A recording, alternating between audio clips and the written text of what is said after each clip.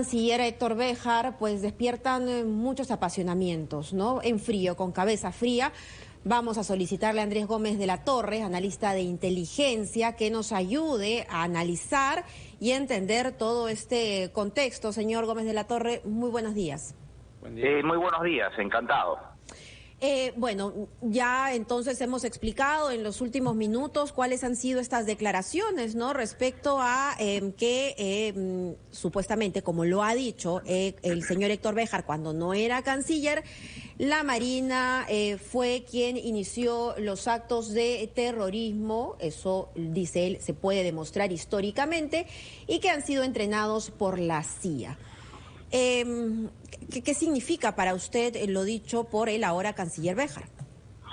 Mire, él ha hecho una interpretación muy acotada, bastante sesgada, de algunos hechos que se produjeron en el Perú durante el gobierno militar del general Juan Velasco, en el periodo aproximadamente entre el año 73 y el año 76, cuyo corolario o más visible fue el famoso una bomba puesta al entonces jefe de la Marina, el almirante Guillermo Faura, en su casa de la avenida Peset, por desconocidos, porque realmente no se probó, no se judicializó el tema, en el mes de diciembre de 1974. Había una fuerte tensión, no solamente entre la Marina y el Ejército, sino también entre el Ejército por la continuidad del general Velasco.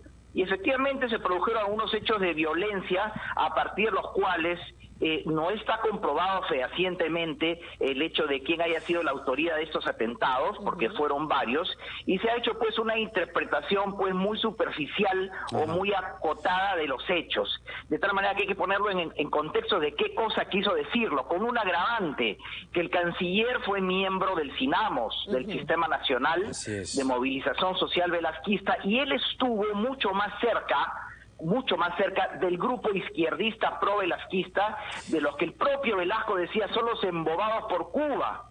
Entonces hay que entender este contexto también del antecedente personal ideológico del canciller y el contexto, Jaime, del gobierno revolucionario en su etapa 73-75. Ahora, nosotros en el acopio de información y de hechos que usted está repitiendo también, Andrés, tenemos que separar dos cosas. Primero, lo que se ha recogido, lo que se ha podido encontrar, pero declaraciones como que Sendero Luminoso ha sido en gran parte obra de la CIA y de los servicios de inteligencia no tiene cómo sostenerse. Es decir, totalmente de acuerdo, no tiene Jaime, totalmente de acuerdo, ninguna evidencia, o tú dime si existe, estamos todos locos. No existe. O sea, ¿de dónde Sendero Luminoso puede haber sido creación de la CIA? ¿De dónde? Así es, totalmente de acuerdo, Jaime, y es más, la profesora norteamericana Cynthia McClintock, que es una peruanóloga, en sus escritos, junto a Fabián Bayas, otro internacionalista, un excelente libro sobre relaciones Perú-Estados Unidos, aclaran que el propio Estados Unidos tenía mucho desconocimiento de lo que era Sendero Luminoso y de lo que era el propio Abimael Guzmán cuando el Perú pide ayuda en los 80 para combatir a la subversión. Eso es una locura. Y también el canciller habló de supuestos servicios de inteligencia enemigos que habían fracturado la izquierda. Que puntualice cuáles son, podría ser el chileno de Pinochet, podría ser la propia CIA, no lo sabemos, Jaime, porque me parece que aquí de por medio hay mucha teoría conspirativa, mucho trascendido y nada sólido. Ahora, si me permites, Jaime, entonces, podríamos decir que lo dicho en este video, en esta presentación, en esta conferencia por el señor Héctor Béjar, tiene una gran carga ideológica. Esto me lleva a un segundo punto, porque él puede justificar, ¿no?, ante el Congreso de la República lo dicho, pero, a ver, ¿qué tan idóneo es que una persona que piensa como piensa el señor Béjar sea canciller de la República? Para comenzar, recordar que el señor Béjar participó en la primera subversión peruana entre 1958 y 1965 con ambos grupos, que fue el MIR y el ELN. Recordar que esta subversión fue financiada por Cuba y por China Popular, no por la Unión Soviética, pero los partidos comunistas de Cuba y China Popular.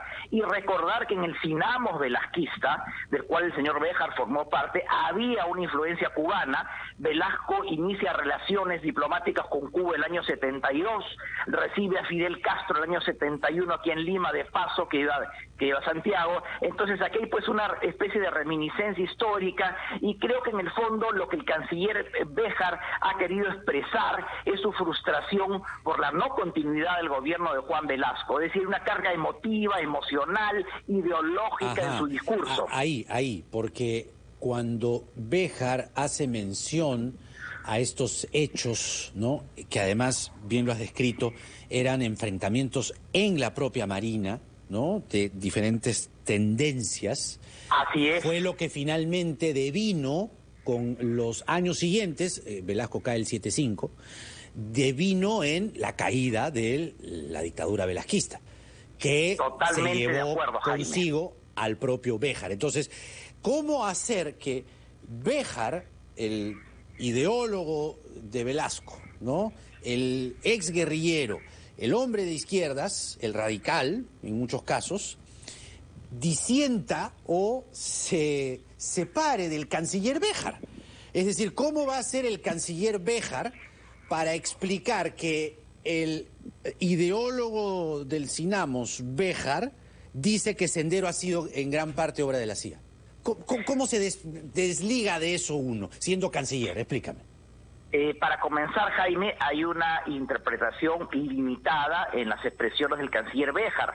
Recordar que también en el gobierno militar hubo una marina revolucionaria velasquista, mucho almirante velasquista, cuyas cabezas principales fueron el almirante Faura, el almirante Arcelarco, el almirante Lepiani, etcétera. O sea, es decir, hay un análisis ahí incompleto, y efectivamente había una pugna interna entre las Fuerzas Armadas e intrafuerzas, como bien lo has expresado. Segundo, recordar que el MIR y el ELN, guerrilla y subversión, por la cual participó el señor Béjar, fue apoyada por Cuba, y el Sinamos tenía esas reminiscencias. Ahora bien, la figura, salvando las distancias, de el canciller Béjar me hace acordar mucho al francés Regis Debray, que se metió a la selva boliviana a hacer la guerrilla y terminó con François Mitterrand de asesor ideológico, pero era una fuerza de izquierdista reconvertido, converso. Qué buena referencia, Andrés. Escúchame. Converso. Adelante. Una cosita, mira, tú has citado a Faura. Guillermo Faura es uno de los almirantes velasquistas. Estamos en los años 70. Y en el libro de Tony Zapata que hemos reseñado, el propio Faura dice: no debe emplearse una expresión como terrorismo de la Marina, pues esta, como cualquier otra institución, no puede responsabilizarse de los actos delictivos de alguno de sus miembros. Lo dice el propio Faura, refiriéndose a la Marina. Béjar parece haber ido más allá. Exacto, ¿no? Jaime, porque en ese libro de Antonio Zapata, que es excelente, sobre la caída de Velasco, está muy bien descrita la trama de ese momento, por lo que te digo que las declaraciones del canciller, que han sido efectivamente antes de asumir el cargo, son sumamente superficiales, no ha ido al fondo del asunto y ha presentado, como diríamos criollamente, solo una parte de la película, pero no la película completa. Pero es lo que piensa. Es lo que piensa, y es por lo que va a comparecer ante el Congreso de la República eventualmente. En las manos del Congreso estará el escrutinio, porque es la mejor forma de solucionar este tema, que se presente al Congreso y que obviamente sea requerido por los congresistas, que es de ese poder del Estado, para que se puedan dilucidar las responsabilidades políticas que hubieran como consecuencia de esas declaraciones. Bien. Muy bien, agradecemos mucho a Andrés Gómez de la Torre, Andrés, analista de inteligencia, para poner en contexto toda esta situación que sin duda va a traer polémica. Ahora, Jaime, tú te preguntabas cómo se hace para separar el Béjar de hace algunos meses con el Béjar que ahora es canciller. Pues el ejemplo lo tenemos aquí a la mano. ¿Cómo separamos a una persona misógina, homofóbica, como lo ha demostrado ser en la práctica el primer ministro Guido Bellido? Él solo lanzó un comunicado diciendo que no, que respeta a la mujer, que respeta a las minorías, y ahí continúa de primer ministro. Y no es por cargar las tintas, pero el señor Béjar también enfrenta investigaciones por lavado de activos, en el caso Perú Libre y los dinámicos del centro, y también una investigación por terrorismo. Por terrorismo en sí. Y son incluso 2 carpetas fiscales, entonces... Vaya delicada situación realmente. Las explicaciones de Béjar tienen que darse cuanto antes. Es lo que se espera y lo que va a pasar en el Congreso hoy sin duda va a ser muy importante. Son las 7:46 de la mañana. Regresa en minutos a la rotativa del aire el doctor Elmer Huerta. No se vayan.